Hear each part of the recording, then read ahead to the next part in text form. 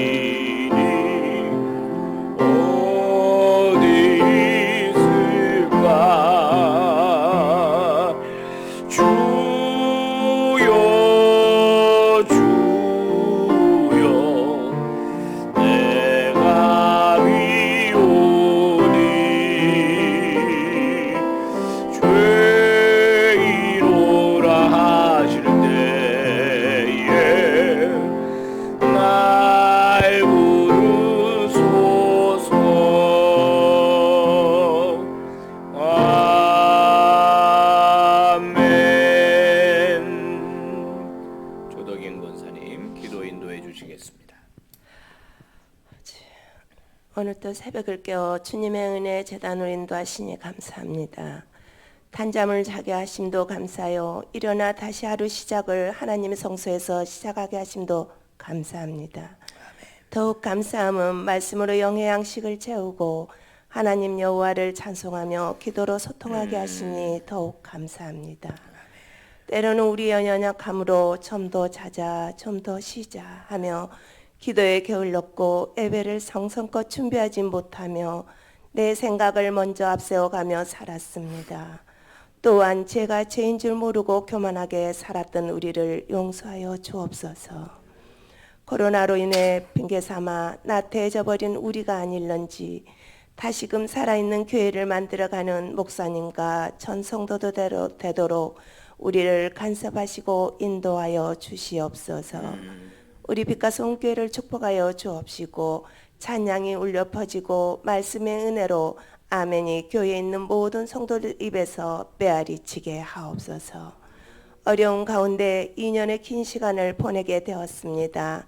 다시금 회복되어 모든 계획 가운데 주님께서 이루어 가게 인도하옵시고 목사님과 당의 성도들이 한 마음이 되어 교회의 은혜의 담비로 새롭게 달려가도록 인도하옵소서. 아멘. 고생하신 담임 목사님 영육을 강건하게 하옵시고 유종의 미로 하나님과 성도들에게 은혜롭게 은퇴를 준비하게 인도하옵소서. 아멘. 후임 김한한 목사님을 보내주심을 감사드립니다. 주님. 말씀이 꿀송이 같아 영적 성장을 하도록 성령님 도와주셔서 교회의 공동체가 흔들림 없이 함께 믿음으로 충만하도록 축복의 통로로 인도하옵소서.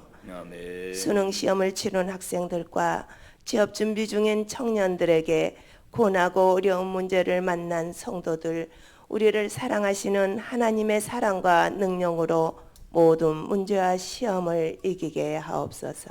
아멘. 오늘도 하나님의 영광을 위하여 믿는 자들을 돌보아 주시길 원합니다. 말씀을 듣습니다. 말씀을 전하시는 김한한 목사님을 영육을 강건하게 하옵시고 아멘. 목사님 가정과 그 기도의 은총을 가득 채워 주옵소서. 아멘. 이 새벽 간절히 부르짖는 성도님들을 기도에 응답하시길 원하며 우리를 죄에서 구원하신 예수 그리스도 이름으로 기도드리옵나이다. 아멘. 하나님 말씀 봅니다. 사사기서 11장 29절에서부터 40절의 말씀 한 절씩 교독합니다. 이에 여호와의 영이 입다에게 임하시니 입다가 길르앗과 므낫세를 지나서 길르앗의 미스베에 이르고 길르앗의 미스베에서부터 암몬 자손에게로 나아갈 때에 그가 여호와께 서원하여 이르되 주께서 과연 암몬 자손을 내 손에 넘겨 주시면 내가 암몬 자손에게서 평안히 돌아올 때에 누구든지 내 집 문에서 나와서 나를 영접하는 그는 여호와께 돌릴 것이니 내가 그를 번제물로 드리겠나이다 하니라. 이에 입다가 암몬 자손에게 이르러 그들과 싸우더니 여호와께서 그들을 그의 손에 넘겨 주시매 아로엘에서부터 민닛에 이르기까지 20성읍을 치고 또 아벨 그라밈까지 매우 크게 무찌르니 이에 암몬 자손이 이스라엘 자손 앞에 항복하였더라. 입다가 미스바에 있는 자기 집에 이를 때에 보라 그의 딸이 소고를 잡고 춤추며 나와서 영접하니 이는 그의 무남 동료라. 입다가 이를 보고 자기 옷을 찢으며 이르되 어찌할꼬 내 딸이여 너는 나를 참담하게 하는 자요 너는 나를 괴롭게 하는 자 중에 하나로다.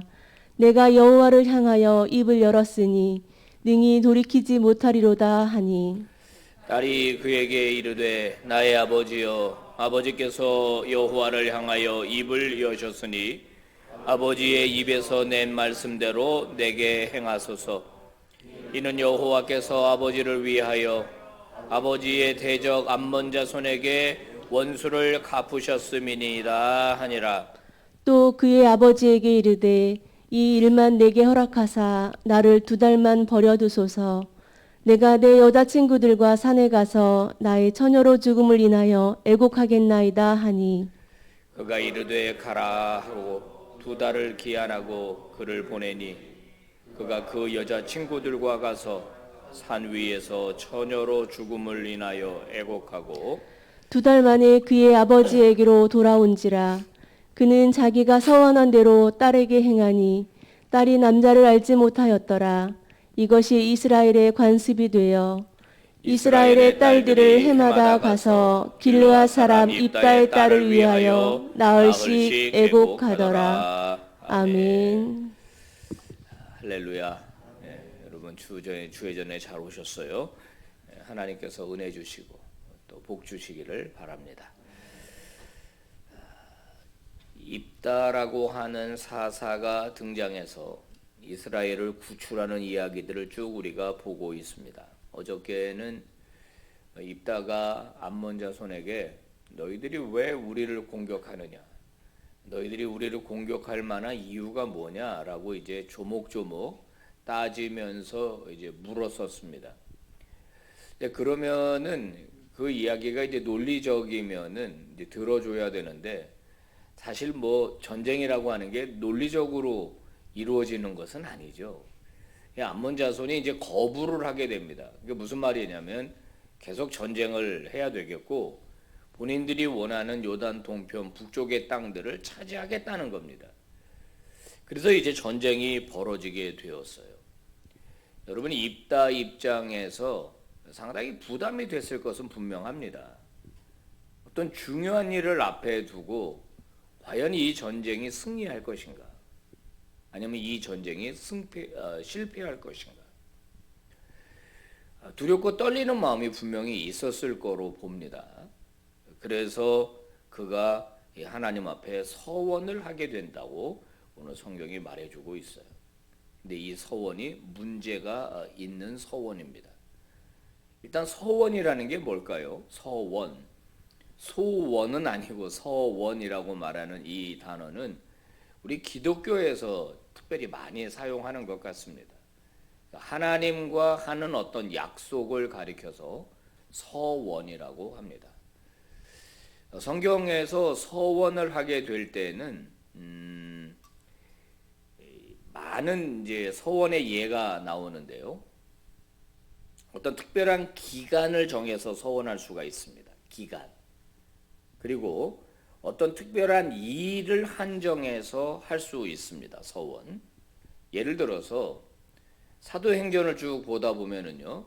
이제 우리가 수요일마다 살피고 있으니까 이제 한참 뒤에 나오겠습니다만은 바울이 하나님께 한 서원이 있었기 때문에 갱그리아에서 머리를 깎았다라는 표현이 나와요. 이게 무슨 뜻이냐면은 일종의 나실인 규정인데요.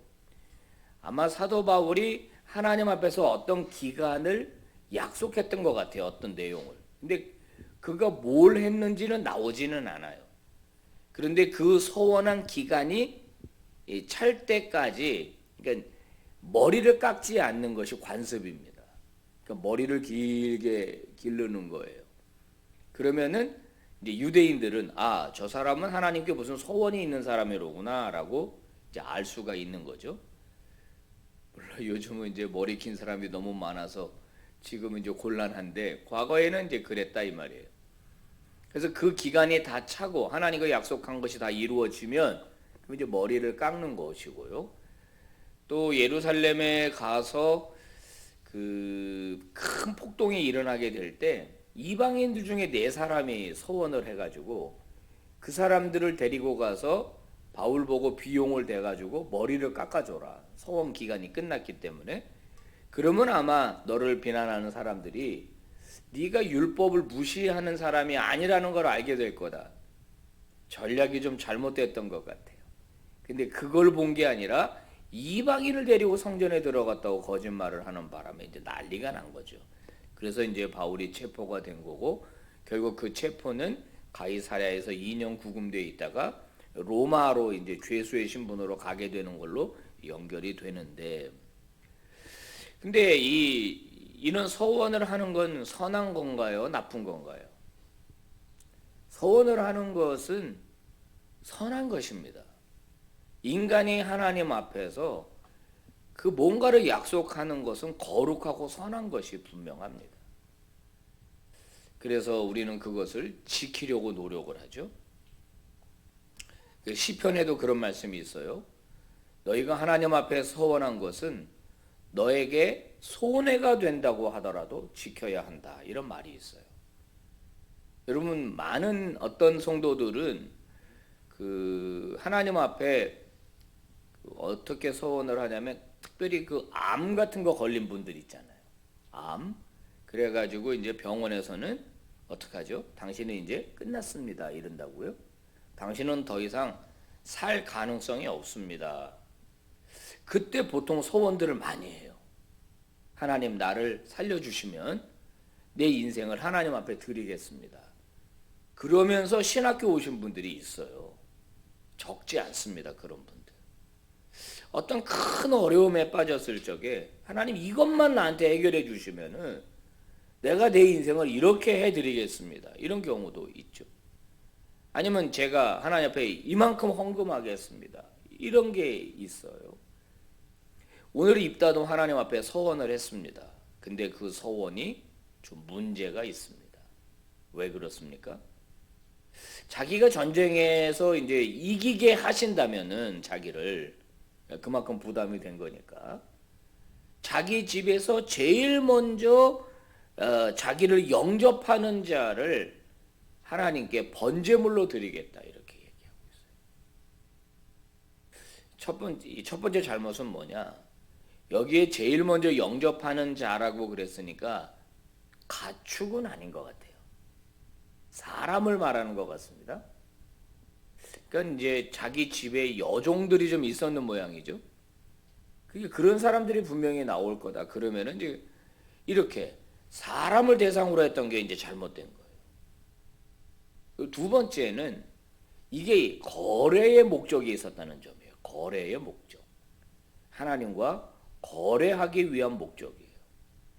그다음 세 번째는 신학이 이제 잘못된 것이죠. 하나님은 인신 제사를 원하지 않으세요. 그러면 여러분 머릿속에 아브라함 보고 이삭 바치라는 얘기는 뭐예요? 이렇게 이제 의문이 떠올릴 수가 있는데 그거는 아예 거기 그렇게 나와요. 아브라함을 시험하사 이렇게 나와요. 처음부터. 그러니까 그거는 진짜 이삭을 받으시려고 했던 게 아니고 아브라함의 태도를 보려고 하셨던 거지. 그거의 목적 자체가 이삭을 번제물로 받으려고 하는 게 아니었거든요. 그러니까 하나님은 인신 제사를 원하시는 분이 아니다라고 하는 겁니다. 그러면 그 서원을 한 결과가 어떻게 되느냐? 서원을 한 결과가 안 좋을 수도 있습니다. 더 힘들어질 수도 있어요, 내가. 하지만 그것은 하나님 앞에 반드시 지켜야 합니다. 오늘 입단은 그 점만은 잘한 것 같아요. 지켰다는 점. 근데 사실 그것도 하나님이 기뻐하시는 일이기 때문에 그것을 실행했어야만 되는가라는 의문점은 있습니다. 다시 하나님 앞에 좀 여쭤봤었어야 되는 문제가 아닌가 그런 생각이 들어요.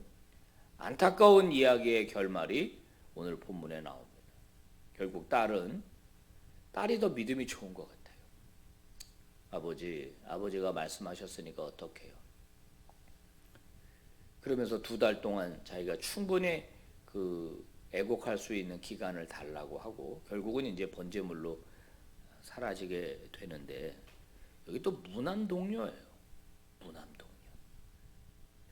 그러니까 충동적인 서원이 거래 목적인 서원이 어떤 비극적인 결과를 가지고 오는지를 우리에게 보여주고 있죠. 전쟁에서 이기면 뭐예요? 딸이 죽었는데 이거 기뻐할 수도 없어요. 즐거워할 수도 없는 문제입니다. 자, 성도 여러분, 우리도 하나님 앞에 서원할 수 있습니다. 특별한 목적을 두고 하나님과 약속할 수 있어요. 근데 하나님과 약속할 때 신중하셔야 합니다. 일단 어떤 거래를 목적으로 하면 안 되는 것 같아요. 저는 그런 얘기도 들었어요. 갑을 11조를 하라 하는 교회가 있다. 이건 옳지 않습니다. 이게 무슨 뜻인 줄 아세요? 갑을 11조가 뭐냐면요. 당신 돈 많이 벌고 싶지? 한 달에 얼마쯤 벌고 싶어? 1억 정도 벌고 싶어? 여러분 그러면 여러분 중에 노 할 사람 있어요 여기? 하나님이 1억을 벌게 해주신다는데 아니 나 필요 없어요 굳이 이럴 사람은 없을 것 같아. 하나님 땡큐죠. 1억 벌게 하시면 땡큐죠. 이렇게 할 수 있겠는데 그 다음에 문제인 거예요. 그러면 먼저 1,000만 원을 헌금하라는 거예요. 믿음으로. 이게 믿음입니까? 신앙입니까? 거래입니까? 이게. 저는 교회 안에서 이거 절대 옳지 않다고 봅니다. 하나님이 내게 얼마를 주시든지 간에 그것을 가지고 감사함으로 하는 게 11조지 더 많은 걸 받아낼 목적으로 하나님과 흥정을 하는 것은 절대 하나님이 기뻐하여 하시는 일은 아니고 그건 믿음도 아니고 신앙도 아닙니다. 그건 샤머니즘이에요. 샤머니즘. 오늘 우리가 한 번쯤은 하나님 앞에서 내 인생을 서원할 필요는 있습니다. 한 번은 꼭 있습니다. 그게 뭐냐? 하나님, 내가 평생 하나님의 자녀로 살겠습니다. 내가 평생 하나님의 영광을 추구하며 내가 살겠습니다. 이 서원은 반드시 한 번쯤은 있어야 합니다. 누구에게든지 말이에요. 그런 분들의 삶을 보면은 크게 흔들리지 않습니다. 하나님 앞에서 반듯하면서 그냥 쭉 하나님 앞에 살아가는 그런 진짜 멋있는 모습을 보여주거든요. 성도 여러분, 이런 서원이 여러분에게 꼭 있기를 바라고 이 서원을 평생 잘 지키시면서 또 살아가실 때 하나님의 큰 복 주실 줄 믿습니다. 기도하겠습니다. 하나님 아버지 감사합니다. 하나님과 어떻게 서원해야 하며 서원한 것을 어떻게 지켜야 하는지 또 우리가 무엇을 조심해야 되는지 말씀해 주셨습니다. 입다의 성급한 서원, 잘못된 신앙으로부터 나온 서원이 어떤 결과를 초래했는지 오늘 저희들이 성경에서 만나 보았습니다. 아버지여, 믿음의 백성으로 살겠다는 약속, 하나님의 자녀로 살겠다는 약속, 하나님의 영광을 추구하며 살겠다는 약속이 하나님 앞에서 있게 도와주시옵시고 그 약속이 나를 끌고 가고 그 약속이 나를 만들어가는 믿음의 종들 삼아 주시옵소서. 예수님 이름으로 기도 올리옵나이다. 아멘. 예배 마쳤습니다.